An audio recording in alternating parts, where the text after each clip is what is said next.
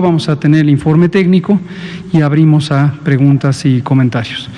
Hoy tenemos el gusto de que nos acompaña nuestra colega, la doctora Ana Lucía de la Garza Barroso, quien es directora de Investigación Operativa Epidemiológica en la Dirección General de Epidemiología, directamente en el equipo del doctor José Luis Salomía. Ella es también la coordinadora de la Unidad de Inteligencia Epidemiológica y Sanitaria de la propia dirección y del Sistema Nacional de Vigilancia Epidemiológica.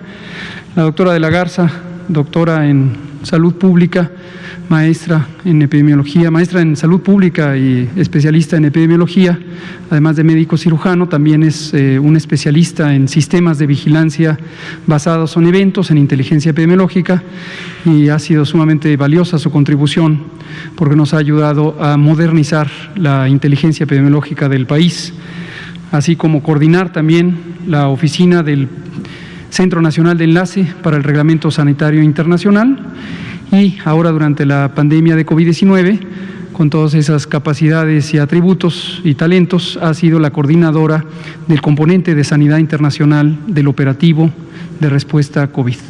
Muchas gracias, Ana. Muy bienvenida. Le voy a pedir a la doctora de la Garza si es tan amable de presentar el informe técnico y pasamos a las preguntas y comentarios.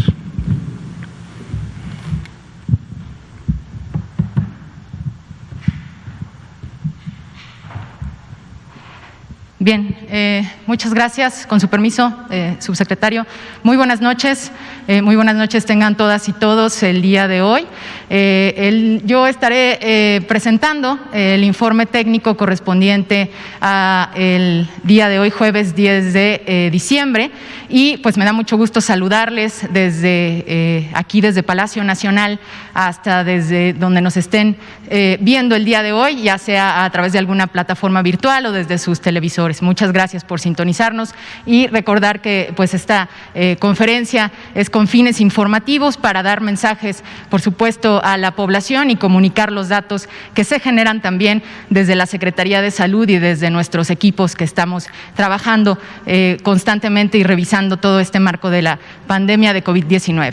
Pues bien, yo el día de hoy estaré, como les digo, presentando el informe. Estamos hoy en el día 194 de la nueva normalidad y esta conferencia representa la conferencia número 281. Precisamente también el día de hoy estaremos dando el cierre a los 16 días de activismo que se han estado presentando también durante a lo largo de estas últimas 2 semanas. Por favor. Bien, pues durante el 2020 es evidente, ¿no?, que la violencia contra las mujeres y las niñas se ha incrementado. Esto es muy claro y se han reportado un aumento en el número de reportes en el número 911 y además también en el número de la línea de la vida que pues presenta un apoyo para este tipo de atenciones. En este sentido, ¿no?, pues es importante comentar que la Secretaría de Salud se unió a esta campaña mundial de los 16 días de activismo contra la violencia hacia las mujeres y las niñas. Esto es muy importante, es importante dar un mensaje sobre la violencia de sensibilización. Este es un problema grave, que impacta de manera negativa en nuestra sociedad. Es un problema que además pues evidencia desigualdad y que además pues nos ha afectado a millones de mujeres y niñas. El mensaje de la Secretaría en el marco de cierre de este último día de activismo es este.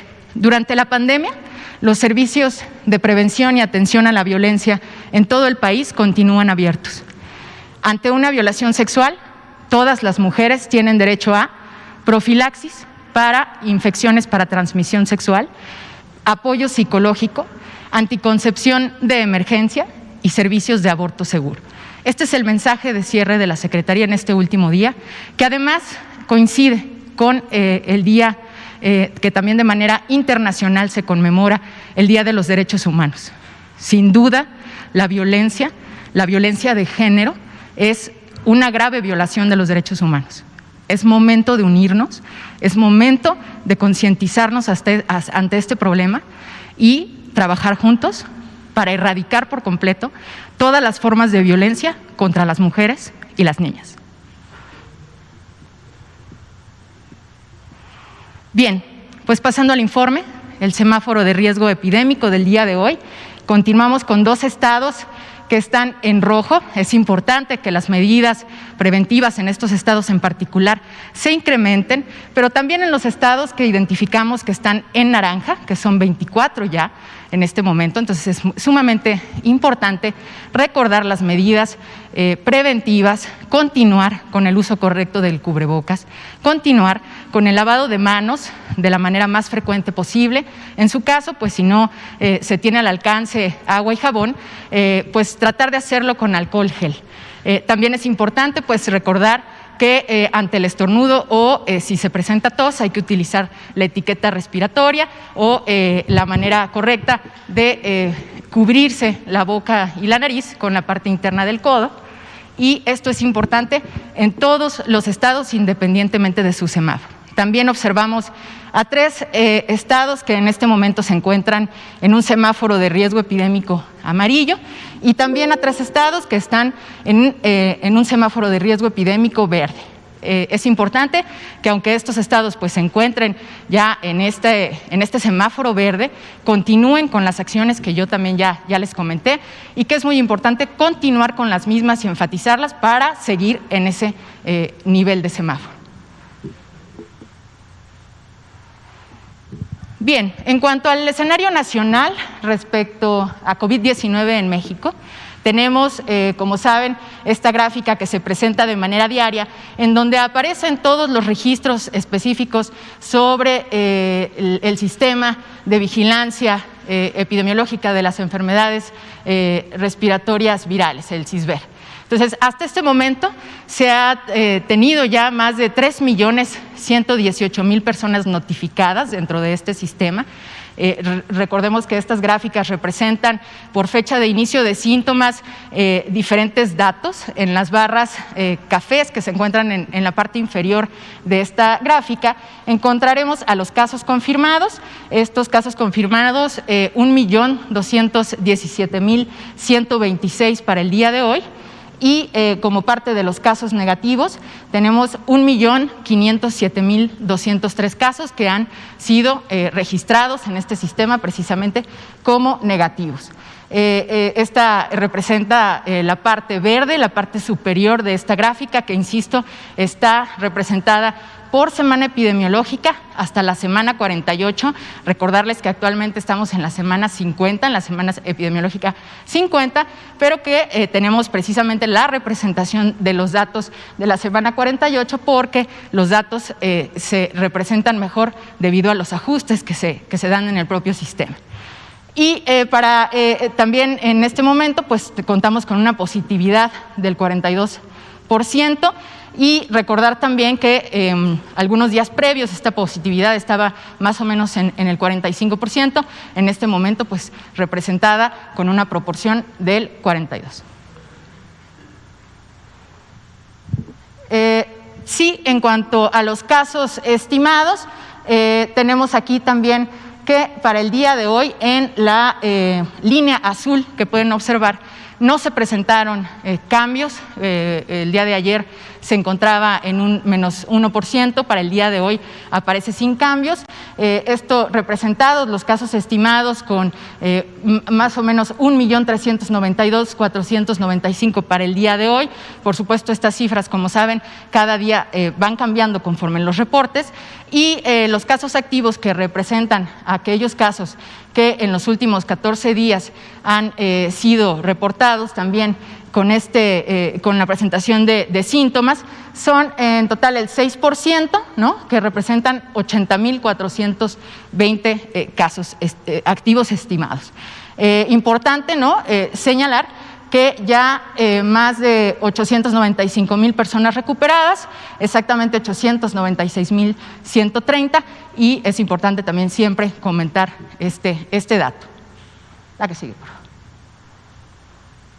En cuanto a las defunciones, aquí en esta gráfica podemos observar a las defunciones confirmadas y sospechosas por semana epidemiológica de ocurrencia, también muy lamentable, desafortunadamente 112.326 defunciones ya reportadas para el día de hoy.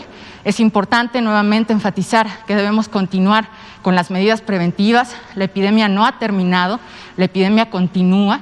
La epidemia continúa no nada más en México, sino en todos los países.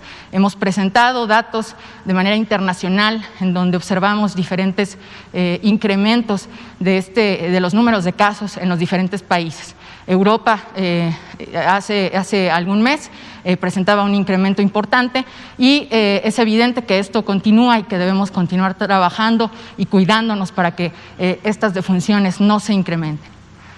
También en este sentido, pues tenemos la semana 28, como saben, fue la semana máxima de las defunciones. Tenemos una diferencia del 35% con las defunciones ocurridas en la semana 48, que se representa por 3.521 defunciones.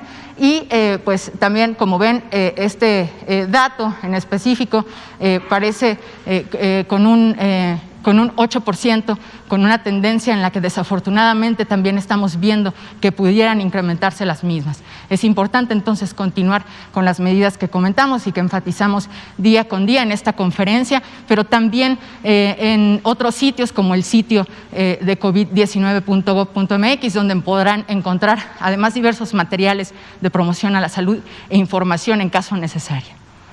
¿Verdad que sí? Y bien, esta es una gráfica en donde representamos también los datos de hospitalización diaria. Como saben, tenemos algunas representaciones diferentes en donde vamos también viendo la hospitalización por estados. En este caso, pues estamos viendo a la hospitalización diaria nacional de manera general y representado en esta gráfica un 39% en este momento de la ocupación total de la hospitalización diaria nacional. También un 41% en lo que respecta a la ocupación de camas generales y en específico para el tema de las camas con ventilador tenemos un 34% también de ocupación.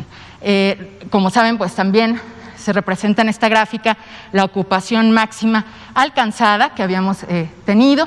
En esta gráfica sí vamos revisando también las diferencias porcentuales y la ocupación que se tiene con este máximo, en el cual en este momento podemos ver que hay una diferencia porcentual del 15%, con una ocupación al 9 de diciembre del 2020, y también una diferencia del 46% en cuanto a la ocupación mínima alcanzada, que representa 9.927, y pues en este sentido también vamos viendo cómo se van moviendo estas proporciones, estos porcentajes de cambio conforme vamos avanzando el tiempo y comparados con los picos máximos que hemos tenido de estos indicadores.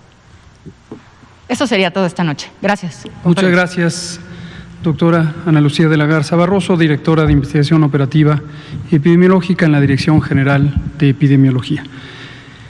Pues vamos a abrir a preguntas. Son las 19:15. Tenemos 45 minutos para este propósito. Natalia Vitela, Grupo Reforma, por favor. Gracias, buenas noches, doctor. Quiero preguntarle sobre las declaraciones que dio hoy el gobernador de Tamaulipas en torno a que podrían hacer una compra alterna de vacunas porque el gobierno no les ha presentado el plan y todo esto. ¿Eso es posible? Sería la pregunta. Y lo segundo, ¿a qué acuerdos llegaron justamente con la reunión que tuvieron hoy con gobernadores? Muchas gracias. Justamente, ahí está la conexión. Hoy tuvimos una muy exitosa y, como suele ser, reunión con la mayoría de los gobiernos estatales. Esta reunión, como hemos comentado ya desde hace varios meses ya, la convoca la jefa del gabinete, que es la secretaria de Gobernación, nuestra ministra y doctora Olga Sánchez Cordero. Y para cada tema específico concurren las personas titulares del ramo, mi jefe, el doctor Jorge Alcocer, secretario de Salud, el secretario de Turismo, Miguel Torruco, en esta ocasión, frecuentemente también la secretaria de Economía, Graciela Márquez, también participa la secretaria del Trabajo, Luisa María Alcalde, ha participado El secretario Esteban Moctezuma también en alguna ocasión ha participado. Dependiendo cuáles son los temas que se van a abordar, se estructura la agenda. Del sector salud, desde luego también las titulares de las instituciones de seguridad social, el maestro Zoe Robledo, el maestro Luis Ramírez Pineda del ISSSTE, Juan Ferrer del INSABI, Rodolfo Lehmann de Pemex, etcétera. Todo el sector salud está ahí presente. Y en esta reunión revisamos los temas del acontecer nacional que son relevantes para la República en su conjunto. Es muy importante siempre tener claro que una república federal, como lo es afortunadamente los Estados Unidos mexicanos, requiere de una muy eficiente comunicación de los distintos poderes que están llevando el gobierno, el Poder Ejecutivo, el Poder Legislativo, el Poder Judicial, también comunicación con los 32 entidades federativas, con sus gobernantes. Habitualmente concurre a esta reunión prácticamente la totalidad de los gobernadores y la gobernadora de Sonora, la jefa de gobierno. Desde algún tiempo para acá, algunos gobernadores, ciertamente es el caso del gobernador de Tamaulipas, de manera voluntaria han decidido no llegar a esta reunión de coordinación con el país, con la federación, con el gobierno federal, con sus pares, sus colegas, amigos, supongo en algunos casos, gobernadores y gobernadora y jefa de gobierno. Los temas son, como digo, de interés nacional, son de interés para la ciudadanía, para el pueblo de todas las entidades federativas. En la medida en que sus gobernantes concurren, pues se pueden conocer las inquietudes de sus representados, que son las y los ciudadanos de las entidades federativas, y también los mandatarios estatales se llevan mensajes cruciales para poder responder ante la ciudadanía y servirla mejor. Ese es el propósito de la reunión. Hoy tuvimos, como digo, la reunión ocurre más o menos cada 15 días, en algún momento era cada semana, y participa también, por ejemplo, destaco la participación del gobernador de San Luis Potosí, quien es presidente de la Conferencia Nacional de Gobernadores, quien también juega un papel muy importante de integración, de vinculación para el conjunto de los gobiernos estatales. No quiero omitir y por ello ofender a ninguno de mis compañeras y compañeros, funcionarias y funcionarios del gobierno federal. Hoy, por ejemplo, recuerdo que la doctora Nadine Gassman Silverman, presidenta del Instituto Nacional de las Mujeres, participó y ha participado en varias otras ocasiones. Sobre el tema de salud, hoy tuve el gusto, por instrucción del doctor Alcocer, de volver a presentar la situación que está presentando el país actualmente respecto a la epidemia de COVID-19, y es exactamente lo que aquí conocemos porque lo presentamos públicamente, es lo que usted conoce como ciudadana, como ciudadano, porque se lo decimos todas las tardes. Pero en la conversación con los gobiernos estatales tenemos oportunidad de preguntas, respuestas, comentarios, y esto es muy útil también porque, como digo, permite que todas y todos conozcamos el acontecer y los elementos de interés en cada rincón del país. A renglón seguido, presenté el plan de vacunación contra el COVID, o más formalmente la Política Nacional de Vacunación contra el virus SARS-CoV-2 para la prevención de COVID-19, que es exactamente el que presenté aquí el martes próximo pasado en el Pulso de la Salud. Es el mismo que presentamos ayer con las 32 secretarias y secretarios de salud y otros miembros del Consejo Nacional de Salud. Y el propósito de esta presentación es justamente eso, que todo mundo esté informado, que todo mundo esté informada y que todo mundo tenga claro cuál es el papel que le toca jugar. Es muy importante en este sentido lo que hemos venido comentando desde que empezó la epidemia. Un fenómeno como este es un fenómeno de interés general y no hay un lugar válido para que cada quien piense en sí mismo o en sí misma. Puede ocurrir, por supuesto, y hemos visto manifestaciones muy claras de ese fenómeno, vamos a llamarle de introspección, en donde hay personas, en algunos casos políticos, mandatarios, fuerzas políticas, medios de comunicación, que tienen un poco como su propia reflexión interna, donde sus propias intenciones, planes, intereses se ven reflejados en su actuar o en su falta de acción o en su persistencia en ciertas ideas desconectadas del resto del acontecer de la epidemia y de las preocupaciones de la nación. Eso es lo que vemos en algunos casos. Seguimos invitando a que reflexionemos, que tengamos conciencia de la importancia de un fenómeno como este. Es un fenómeno en donde la solidaridad, la unidad, la generosidad nos permiten tener las mejores actitudes al servicio de todas y todos. Por supuesto, en el caso de quienes somos personas funcionarias públicas, ya sea de los gobiernos estatales o del gobierno federal, tenemos una doble responsabilidad. Somos ciudadanos y ciudadanas y en ese sentido estamos moralmente obligados o invitados más que obligados a tener esta participación de colaboración con el resto de nuestros pares, pero las personas que ocupamos un encargo en los gobiernos tenemos además obligaciones legales de servir a otros. No estamos para servirnos a nosotros mismos, estamos para servir a otras personas. Entonces, un poco el espíritu de lo que vemos con mucho gusto que ocurre en la mayoría de los casos en estas reuniones donde participan las personas titulares de los gobiernos estatales. Siempre que digo esto me inspira un sentimiento de agradecimiento que sentimos en general todos los funcionarias y funcionarios federales respecto a la actitud tan responsable, tan generosa que han tenido los gobiernos estatales con su propia ciudadanía, con sus pares, con el gobierno y en general con la nación. ¿Mande?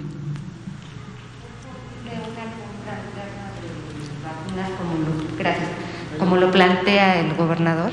No es definitivamente posible. Justo esto fue en la presentación, fue el primer señalamiento que hice. Ayer también lo hicimos en el Consejo Nacional de Salud.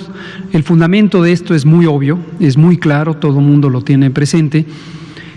En un momento donde toda la humanidad está afectada, es importantísimo que toda la humanidad actúe de común acuerdo. Desde luego no se puede llegar a un consenso absoluto sobre cada una de las acciones, pero en general los elementos de colaboración se ponen en práctica. México como país y como gobierno, el gobierno de México, ha sido de hecho representativo de este sentimiento de unidad. Recordar que el presidente Andrés Manuel López Obrador, desde aquella reunión inicial en abril o mayo, no recuerdo con exactitud, del G20, fue el único de los mandatarios y de los participantes en la sesión. En la sesión del G20 también participan titulares o los líderes, las personas líderes de organismos internacionales, Naciones Unidas, el Banco Mundial, el Fondo Monetario Internacional, la Unión Europea, etcétera. Y entonces fue muy destacado, muy notorio, cómo en su momento de intervención el presidente López Obrador expresó un llamado de carácter urgente a que la humanidad actuara con generosidad y actuara uniendo sus mejores atributos, sus mejores actitudes para lograr un acceso justo, transparente, oportuno, suficiente de los insumos para la salud. Vacunas, de manera destacada, en su momento medicamentos, equipos de protección personal, ventiladores, etcétera. ¿Por qué lo dijo el presidente López Obrador? Porque se conoce que cuando existen fenómenos tan importantes que conmueven a la humanidad, puede aflorar el sentimiento de individualismo en las personas o en los gobiernos o en los actores sociales y económicos, y entonces hay un fenómeno de acaparamiento. Es parte de la reacción humana ante el estrés o ante el pánico. Nos da por acaparar. Esto es parte de la evolución de la especie humana, igual que otras especies animales. Pero si se actúa con templanza, si se actúa con un ánimo resuelto, se puede imponer la razón sobre algunos sentimientos más primarios y entonces se pueden tomar decisiones que ayuden a la supervivencia, literalmente, en este caso, de la especie. Entonces, traducido al ámbito de la gestión pública, Esto lo que resulta es la necesidad de mecanismos formales para unir esfuerzos. Hoy fue un día intenso de trabajo. Hoy tuvimos también una reunión extraordinaria del Consejo Directivo de la Organización Panamericana de la Salud a las 8 de la mañana. Este fue el recorrido del día. Y justamente este fue el tema que se trató, el seguimiento de la plataforma COVAX y cómo la Organización Panamericana de la Salud y el Fondo Rotatorio y el Fondo Estratégico, pero en particular el Fondo Rotatorio, que es el Fondo de Vacunas, va a participar en ser el instrumento, el que canalice las vacunas contra COVID-19 en la región de América, para aquellos países que, como México, nos suscribimos al mecanismo COVAX. Entonces, en el sentido de su pregunta, lo que muestra es cómo los mecanismos supranacionales de coordinación llevan a compras integradas, compras consolidadas, compras equilibradas, distribuciones justas en países que tienen condiciones económicas y sociales muy diversas, precios referenciales, por ejemplo, para tener acceso facilitado a los países que tienen menores ingresos. Este mismo fenómeno de solidaridad, y con mayor razón cuando México fue el que hizo el llamado con una propuesta de resolución que por unanimidad aceptó o aprobó la Asamblea General de Naciones Unidas, sería un poco fuera de lugar pensar que si la generosidad y la solidaridad y la equidad son los principios del Gobierno de México, y México está representado por este gobierno en los organismos internacionales, pues que al interior del país privaran otro tipo de visiones contrarias a esta generosidad. Ahora, en términos legales, como lo hemos venido comentando, la Ley General de Salud estipula, particularmente en su título 8 sobre control, prevención y control de enfermedades, y en especial los artículos 135 y 144, que son facultades del Gobierno federal o de la Secretaría de Salud, el organizar las medidas de prevención y control con la colaboración de las autoridades sanitarias estatales. Asimismo, el título 10 establece la acción extraordinaria en materia de salubridad general, y existen una serie de disposiciones sobre las intervenciones o los grupos de intervenciones que se pueden ejecutar para este propósito. Entonces, hay toda clase de elementos.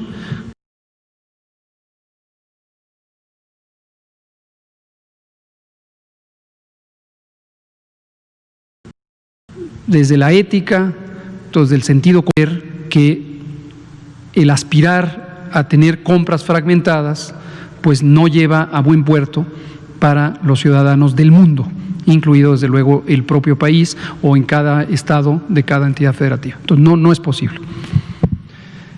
Héctor Herrera, por favor, sí, de Grupo Fórmula.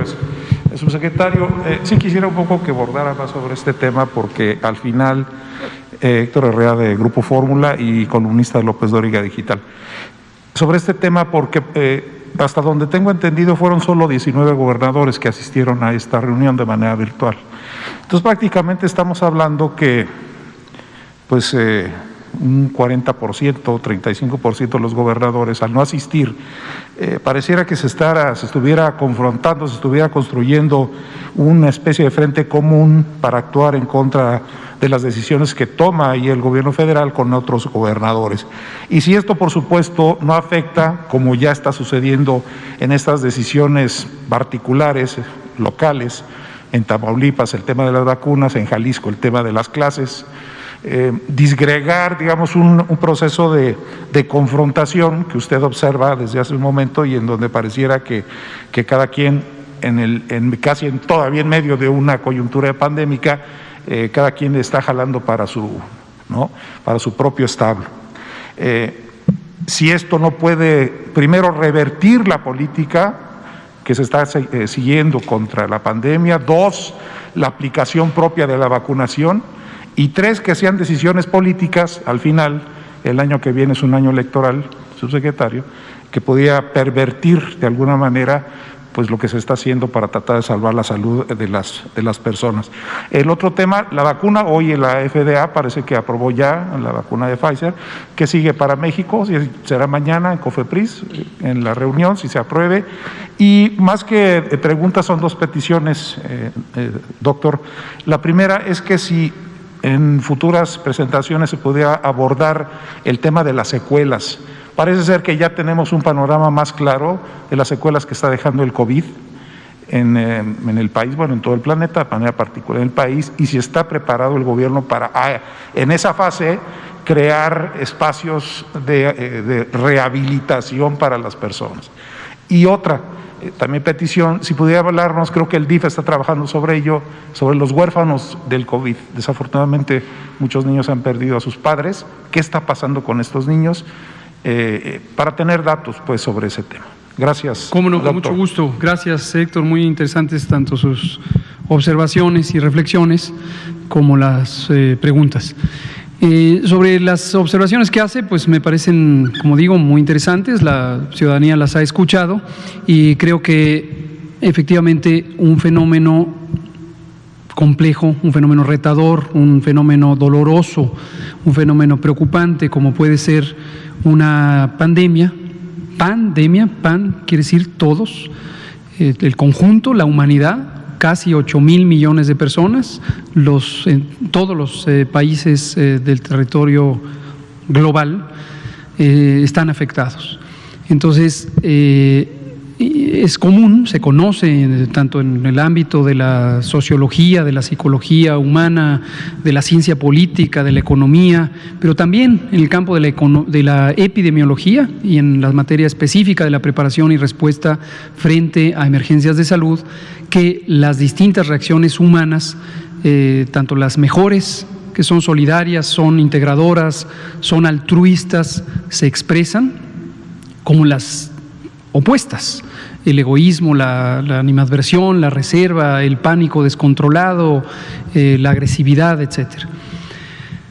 Cada quien va tomando decisiones, en algunos casos no son decisiones racionales, de hecho, en términos estrictos, si lo analizamos desde un punto de vista psicodinámico, y son más bien pulsiones emocionales expresadas en alguien que podría ser incapaz de procesarlas racionalmente.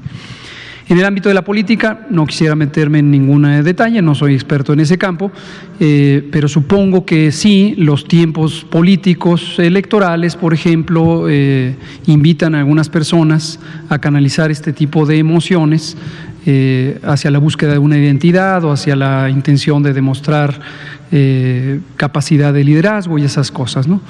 Pero bueno, no me toca a mí juzgarlo y ya la sociedad irá evaluando quién le ayudó más a enfrentar los problemas, ¿no? Sobre lo que dice de las secuelas, es un tema de gran interés en el sentido de la preocupación que les causa a las personas mismas y a sus familias y desde luego a nosotros como parte del gobierno que ocurran secuelas. Efectivamente, COVID, la manera en que daña a los pulmones es con un daño inflamatorio y se conoce que donde hay inflamación después viene un fenómeno que se llama cicatrización o reparación y cicatrización. Esto está muy bien estudiado en la histopatología y el daño de los tejidos se sustituye, una vez que disminuye la inflamación, se sustituye con tejido fibroso.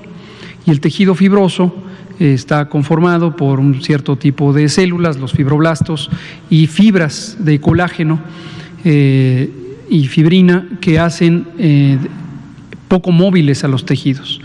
Los pulmones son órganos que requieren necesariamente inflarse, desinflarse, inflarse, desinflarse, y para ello es conveniente que sean, como es su forma natural, flexibles.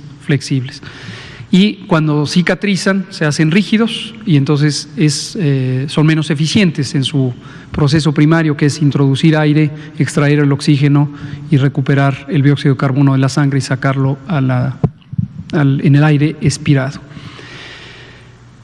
No hay, eso lo hemos dicho muchas veces cuando surge la pregunta, no hay en el país suficientes, nunca ha habido, que quede muy claro, no es que los desaparecimos, nunca ha habido servicios de rehabilitación pulmonar en cantidad suficiente, aún para las condiciones básicas de necesidades. Hay muchas otras enfermedades que causan restricción pulmonar, pero con mayor razón cuando hay una frecuencia tan grande de personas afectadas.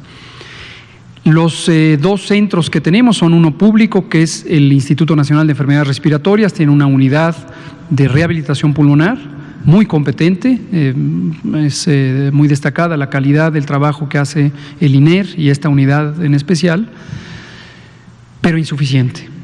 Y en el sector privado o filantrópico tenemos a la Fundación Teletón, que en los centros Teletón, entre los múltiples instrumentos de rehabilitación física que tiene, también tiene personal especializado en rehabilitación pulmonar.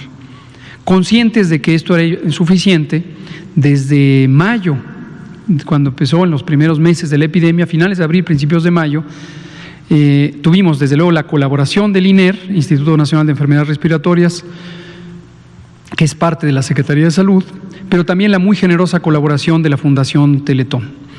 Y agradecimiento a Fernando Landeros, el titular de la Fundación Teletón, y a partir de ese trabajo, que fue coordinado por el doctor Ricardo Cortés, pusimos en el portal Coronavirus videos instructivos para la rehabilitación pulmonar.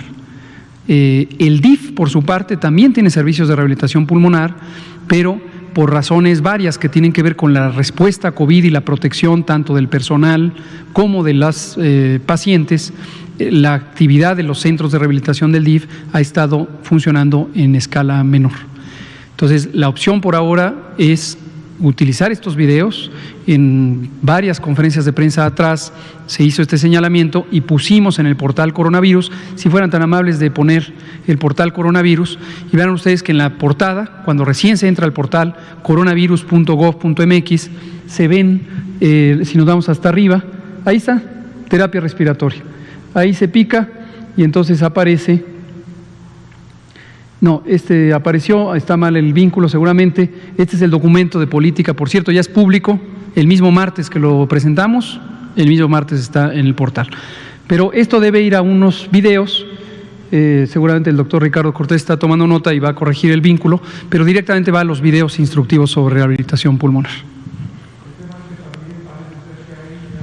Secuelas neurológicas, secuelas en el sistema metabólico, que no solo es un tema propiamente respiratorio. Así es, se han descrito, hay varias series de casos pequeñas, ciertamente pequeñas, sobre otro tipo de alteraciones. Muchas gracias. Ahí están los videos instructivos. A ver, póngale a uno. Ahí está, Fundación Teletón, gracias a la Fundación, gracias a Fernando Landeros, su dirigente. Y entonces ahí habla sobre, en este caso, respiración sumada, terapia pulmonar. Te explicaremos cómo realizar la respiración sumada. Y ahí, entonces va explicando de manera gráfica qué es lo que pasa en los pulmones, cómo hay que hacer más eficiente la expansión de la caja torácica, utilizando los distintos grupos de músculos respiratorios, tanto del tórax como del cuello, como el del diafragma, y cómo la persona debe adquirir ciertas posiciones, enfocar su atención en ciertos grupos musculares, irlos fortaleciendo, usarlos secuencialmente, etcétera, etcétera. Ahí está. El tórax se expande en la posición erguida, el diafragma desciende, etcétera. Son varios videos instructivos, entonces eso. Ahora, sobre lo que señala Héctor Herrera de Grupo Fórmula, efectivamente, a lo largo de la epidemia han ido surgiendo distintas publicaciones científicas que describen 1, 2, 3, 5, a veces un poco más, casos específicos donde existen algunas alteraciones en prácticamente todos los órganos de la economía del cuerpo humano. Se han descrito alteraciones neurológicas sobre las funciones mentales superiores, algunas sobre los órganos de los sentidos, otras que tienen que ver con cambios metabólicos, incluso la inducción de resistencia a la insulina, otros que tienen que ver con cambios del aparato circulatorio, incluyendo el corazón, el miocardio. Se ha descrito miocarditis, pericarditis, se ha descrito trastornos funcionales del aparato digestivo, etcétera, ¿no? Entonces, hay dos cosas que la población debe saber. Afortunadamente, son relativamente infrecuentes, más bien no relativamente, son considerablemente infrecuentes estas otras alteraciones fuera del aparato respiratorio. Para quien los padece, pues desde luego es muy desafortunado, pero la ventaja de que sean tan infrecuentes es que su contribución a la necesidad de servicios especializados de salud es relativamente poco notoria, porque es una frecuencia como ocurriría con las múltiples otras causas de este tipo de alteraciones y la capacidad de atenderlas en México y en el mundo. Gracias, Héctor. Vacuna, pero recuérdeme qué preguntó. Por el FDA, vamos con ese resumen del día. En ese sentido, el día empezó desde muy temprano cuando supimos de la aprobación que hizo el gobierno de Canadá. La Agencia Regulatoria o de Regulación Sanitaria de Canadá aprobó la vacuna contra el SARS-CoV-2 que fabrica Pfizer-BioNTech, esta alianza de dos compañías, Pfizer de Estados Unidos, BioNTech de Alemania, y producen esta vacuna basada en ARN mensajero. Hasta el momento son 4 ya, porque viene FDA, pero países que han aprobado la vacuna son el Reino Unido, Bahrein, un pequeño país árabe que está al noreste de Arabia Saudita, a un lado, en medio del Golfo Pérsico, Canadá y ahora Estados Unidos. Hace pocas horas la agencia de Estados Unidos, la FDA, aprobó también esta vacuna. Quiero aquí especificar que en todos los casos se trata de una aprobación de uso en emergencias. No es todavía el registro sanitario definitivo. ¿Cuál es la razón de que no es el registro sanitario definitivo? Que los ensayos clínicos aún continúan, no se han terminado y necesitan continuar hasta completar el estudio de todas las personas que, de acuerdo al diseño estadístico del estudio, se requiere para contestar todas las preguntas que el estudio está encaminado a responder. Pero la evidencia científica, con el seguimiento que hasta el momento se ha hecho de los pacientes o de las personas reclutadas, ya es suficiente para demostrar seguridad y eficacia. Y la eficacia demostrada en este estudio es un poco superior al 90% cuando se utilizan correctamente las 2 dosis en los días 0 y 21 de la vacuna de Pfizer-BioNTech. ¿Qué significa para México? Que se alimenta la esperanza, se alimenta la claridad en términos del conocimiento que se va teniendo de esto, en términos de las opiniones especializadas de los grupos técnicos, de los comités técnicos asesores de las agencias de regulación sanitaria. Significa también confianza en el respaldo que da el hecho de que agencias de regulación sanitaria de otros países que son conocidas y reconocidas por la Organización Mundial de la Salud como agencias de alta competencia, la de Reino Unido, la de Canadá, la FDA de Estados Unidos, ya han aprobado el producto. Mañana a las 12 del día se instala la reunión del Comité de Moléculas Nuevas de México. Comité de Moléculas Nuevas que está establecido en la reglamentación de COFEPRIS, es el comité exprofeso que asesora a la Comisión de Autorización Sanitaria respecto a la aprobación. Es muy semejante a lo que pasó hoy por la mañana con FDA. La sesión pública fue del comité asesor y después su equivalente de la Comisión de Autorización hizo el dictamen final de aprobación de uso en emergencias. Hoy, otra de las actividades del día, me reuní con las comisionadas de COFEPRIS, la comisionada de Autorización Sanitaria, la comisionada de Operación Sanitaria, la comisionada de Control Analítico y Ampliación de Cobertura, así como la directora del Centro Integral de Servicios. ¿Por qué? Porque tenemos un grupo de trabajo en donde damos un seguimiento estrecho al proceso de aprobación de las vacunas, el proceso de análisis y aprobación de los ensayos clínicos, el proceso de autorización de las importaciones, el proceso de inspección y, en su caso, cuando aplica autorización de las instalaciones industriales donde se procesarán algunos elementos de las vacunas, como en el caso de Astra, en donde se hará el envasado y terminado en el país, donde vamos a estar también vigilando en términos de la operación sanitaria, la conducción correcta de los ensayos clínicos. Entonces es un operativo muy complejo y le estamos dando seguimiento muy puntualmente. Insisto, las señales de esperanza, de aliento, porque nos acerca al momento de arranque de la vacunación en México. Gracias, Héctor. Liliana Noble, Pulso Saludable. Gracias, buenas noches. Liliana Noble, Pulso Saludable. Doctor Gatell, ¿nos puede platicar un poquito? Hace como 2 semanas, un sábado, recuerdo, se presentó la SARS-CoV-2 en el Instituto Nacional de Salud Pública. Hablaban un poquito de esta encuesta, de las características de la población durante la COVID. No sé si nos pueda platicar un poquito al respecto o va a invitar a alguien. Martes 16. Aquí en la conferencia vespertina vamos a tener a las colegas y colegos del Instituto Nacional de Salud Pública. Va a venir el grupo precisamente que lleva la encuesta nacional de salud y nutrición y quienes han sido responsables de este subcomponente de la encuesta serológica. Ya tenemos resultados preliminares de la encuesta serológica de la inmunidad contra SARS-CoV-2 y tenemos noticias que son en un sentido positivas y en otro sentido reveladoras de lo que nos falta por lograr en términos de la inmunidad poblacional.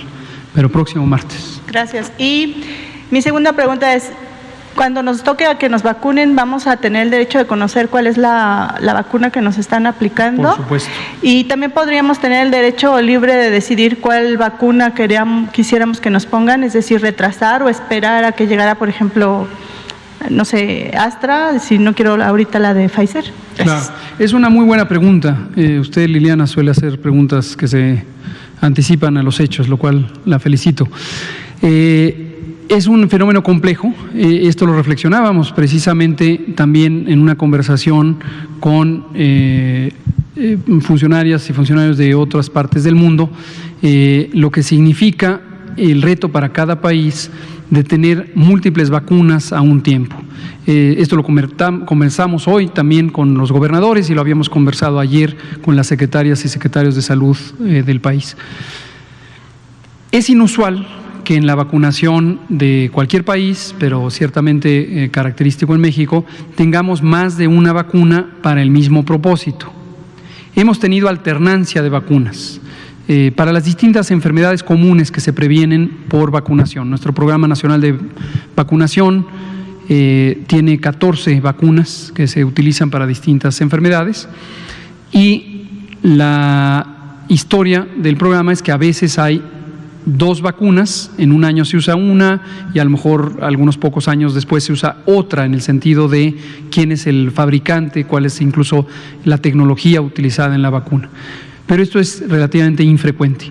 Y lo que no ha ocurrido es que el programa tenga al mismo tiempo varios tipos o modelos de vacuna.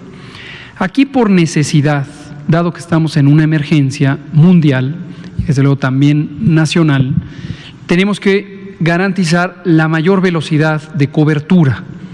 Y esto se hace con la suma de varios productos que se van a estar fabricando al mismo tiempo en velocidades diferentes. Algunas compañías, como es el caso de Pfizer, están listas para entregar en diciembre. Canadá, por ejemplo, también reveló hoy que tiene un plan parecido al de México, donde van a arrancar con 250,000 vacunas, igual que México, 249,000 en el caso de ellos. Y después aparecerán otras, en el caso mexicano, después se espera que aparezca la de Astra, y también es posible que más adelante tengamos la de CanSino y en su momento podríamos tener alguna de las que están en la plataforma de COVAX, que hasta el momento son 8 los candidatos.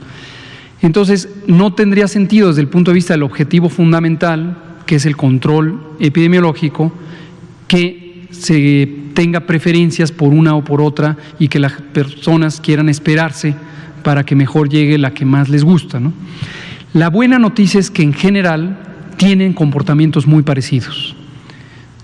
Todas han demostrado en la información que hasta ahorita está disponible, seguridad. Y todas han demostrado eficacias altas. Entonces se podría decir que en términos generales, para fines prácticos, son equivalentes. Puede haber pequeñas diferencias sobre la capacidad de proteger a ciertos segmentos de la población, por ejemplo, de distintas edades o con comorbilidades, etcétera, pero eso en su momento se hará manifiesto con estudios más detallados. Con la información disponible hasta el momento, sugiere que todas las vacunas que están en proceso de estar listas son equivalentes. Muchas gracias. Compañero de allá atrás, y luego nos vamos con Héctor García y con usted. Son 19:51. Buenas noches, doctora. Gerardo Suárez, del Heraldo de México. Respecto al tema de COFEPRIS, si mañana sesiona este comité de moléculas nuevas, ¿cuál sería la ruta después? Mañana mismo la Comisión de Autorización podría emitir un dictamen y quería retomar el tema del plan de vacunación sobre los grupos con comorbilidades. ¿Qué dilemas implicó el definir este plan de vacunación por grupos de edades y si eso no afecta a personas que siendo más jóvenes tienen estas comorbilidades? Gracias. Excelente. Gracias, Gerardo. Efectivamente, quedó pendiente ayer responder esta pregunta. Sobre lo de COFEPRIS, mañana se instala el grupo de trabajo y va a estar sesionando toda la tarde. La evidencia hasta ahorita, como comentaba, es muy alentadora, dado el expediente que presentó Pfizer-BioNTech y que ha estado en revisión por estas agencias sanitarias de alto desempeño. Entonces esto facilita mucho el trabajo del comité. Las deliberaciones del comité son autónomas y es muy importante que sean autónomas, entonces me abstengo ahorita de comentar, a pesar de que COFEPRIS está adscrito a la subsecretaría, es muy importante que se conserve la autonomía de gestión de COFEPRIS. Entonces, intencionalmente, yo, no solo en mi carácter de vocero, sino como subsecretario, me abstengo de intervenir en el proceso. Es como si yo no conociera del proceso durante el tiempo de deliberación. Y me voy a esperar hasta que COFEPRIS regrese y me diga humo blanco. Hay ya un dictamen. Pero es intencional, quiero que lo sepa ustedes como comunicadores, que lo sepa toda la población. COFEPRIS necesita tener autonomía de gestión y así está consagrado en la ley, aunque esté adscrita a la subsecretaría, somos conscientes de ello, entonces deliberadamente el subsecretario se abstiene de involucrarse en ese proceso de revisión. Sobre la otra pregunta que también atañe a nuestro ámbito a través del Centro Nacional para la Salud de la Infancia y la Adolescencia, donde está adscrito el Programa Nacional de Vacunación, sí, esta pregunta que usted hace es muy buena, fue un motivo de reflexión, no solo en el Grupo Técnico Asesor de Vacunación de México, sino en otros grupos asesores como el de la Organización Mundial de la Salud. El punto aquí es, con lo que sabemos de la epidemia, sabemos que en los países europeos la fuerza principal de la mortalidad ha estado dada por el riesgo de complicaciones relacionado con la edad. Y es relativamente más fácil definir a los grupos de riesgo por edad, dado que simplemente con conocer la fecha de nacimiento se puede saber pues la edad y a qué grupo de riesgo pertenece. Es claro que entre mayor edad, mayor el riesgo, y por eso en la mayoría de los planes de vacunación contra SARS-CoV-2 para prevenir COVID se empieza por las personas de más alto riesgo, que son las de más alta edad. Pero, como usted correctamente señala o implica, la edad no es lo único que determina el riesgo de complicarse. Y en México, en muchos otros países, pero en México lo hemos enfatizado mucho, la grave y grande epidemia de enfermedades crónicas no transmisibles, obesidad y sobrepeso, diabetes, hipertensión, tabaquismo también y otras causas de inmunosupresión, es un determinante muy importante. Tan es así que de manera muy lamentable y dramática, la edad promedio o estrictamente mediana de defunción por COVID-19 en México es 55 años, comparado con 75 en la mayoría de los países europeos. Fíjense ustedes, 55 y no 75. Esto lo hemos destacado, seguramente lo recuerdan desde el inicio de la epidemia, cuando hemos dicho tenemos una coepidemia o una sindemia. Tenemos dos epidemias, una que ya era muy conocida, que había sido denunciada repetidamente en México por las comunidades científicas y también por la sociedad, y que además sabemos que está empujada por un modelo alimentario no saludable, mayormente con una gran presencia de productos industrializados, altos en calorías y en azúcares, en sales y en grasa, y de muy bajo valor nutricional. ¿Se acuerdan que lo hemos comentado extensísimamente? No podemos perderlo de vista, es muy importante no perderlo de vista. Ahora, la prevalencia o la frecuencia de estas enfermedades en la población mexicana es tan grande, tenemos 3/4 partes de la población con sobrepeso u obesidad. Tenemos 33% de las personas menores de 18 años con sobrepeso y obesidad. Somos el primer país en obesidad juvenil e infantil, el primero del mundo, el primero. Tenemos también prevalencias muy altas, estamos entre los primeros 10 o 12 países en prevalencia de diabetes, también de hipertensión. Entonces no se puede dejar de considerar estos elementos. Y usted decía ayer, y respaldo la inquietud de las personas que lo expresaron, ¿cómo va a ser que nos excluyan si tenemos una condición de comorbilidad? La respuesta, y por eso le agradezco que lo haya preguntado, es no es así, no se preocupen. Claro que lo hemos considerado. El primer eje de priorización, que es el que presentamos, está basado en edad, porque es relativamente obvio, como ya dije, identificar la edad y hacer el llamado a las personas para que acudan de acuerdo a su edad. Pero en paralelo, simultáneamente, al mismo tiempo, estamos considerando las personas cuyo riesgo viene de tener enfermedades crónicas, semejante a lo que hacemos cada año con la vacunación contra influenza, incluido este año, por supuesto, que el llamado específico es para que con mayor oportunidad acudan las personas que tienen enfermedades crónicas. Entonces, en cada bloque de edad se considera personas con y sin comorbilidades, y muy deseablemente, y en la campaña de comunicación así lo vamos a enfatizar, estaremos llamando de manera enfática a las personas que tienen comorbilidades. Y eso nos va a permitir ir teniendo los dos elementos de riesgo simultáneamente. Y hay otra serie de condiciones que el día que presentamos el plan, el martes en el Pulso de la Salud, mencionábamos que tienen que ver con la vulnerabilidad social. La vulnerabilidad social. No es lo mismo vivir en una zona urbana, comer 3 o 5 veces al día, dormir 8 horas, tener un empleo estable, tener una casa bien construida, vivir en un espacio cómodo, abierto, que vivir en una zona donde hay adversidad en términos del acceso de distintos bienes y servicios, no se tiene una alimentación suficiente, se vive en hacinamiento, etcétera, etcétera, etcétera. Entonces también hay un tercer componente de la priorización que tiene que ver con la distribución social del riesgo, y también está siendo considerado. Muchas gracias, Gerardo, por sus preguntas. Nos queda medio minuto, vamos a darle la palabra a usted. ¿Sí? Si tuviera alguna pregunta. Doctor, buenas noches. David Pérez de Tejada, de Grupo Audiorama. Preguntarle con todo respeto, ¿usted ha visto cómo está Correo Mayor, por ejemplo? ¿Le preocupa a la Secretaría de Salud?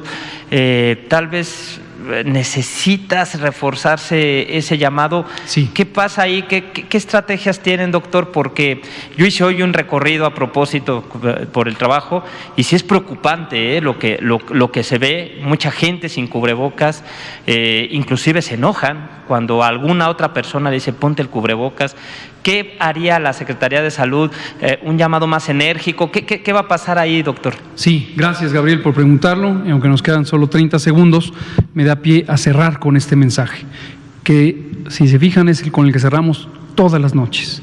Efectivamente, preocupa ver una importante movilidad en el espacio urbano. Esto lo vemos aquí porque venimos aquí todas las tardes y noches, pero también está ocurriendo en otras entidades de la República. Si fuéramos a las plazas centrales en Toluca, si fuéramos a Ecatepec en este momento, si fuéramos a otros estados, a Zacatecas, a la Plaza Mayor, a la Plaza de Armas, estaríamos viendo la misma escena. Las sociedades, todas, la de México, en cada una de sus entidades federativas, pero también las del resto del mundo, estamos ya con una importante carga de desgaste como sociedad. Y también los individuos están cansados y cansadas. Hace 24 horas la canciller alemana Angela Merkel hacía un llamado enfático por la misma razón a la ciudadanía alemana y casi en llanto decía: por favor, resguárdense, porque ellos están teniendo un poco más de 500 defunciones al día y 12,000 casos diarios. Es más o menos lo que estamos teniendo en México en este momento, y es un país que es 4 veces menor territorialmente, o más, 7 veces menor en términos de territorio y unas 3 veces menor en términos de población, 3 o 4 veces menor. Y hacía este llamado. Entonces, las sociedades están cansadas. Es muy difícil, yo diría casi imposible, suponer que se les puede forzar al confinamiento.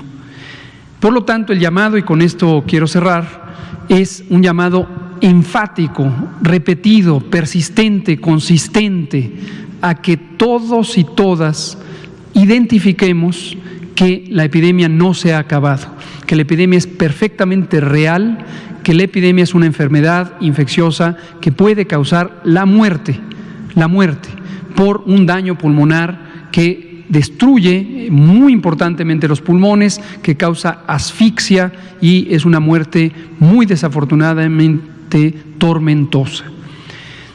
Ayúdenos, por favor, comunicadores y comunicadoras, y el mensaje no se los digo solo a ustedes como reporteras y reporteros, sino a sus editoras y editores.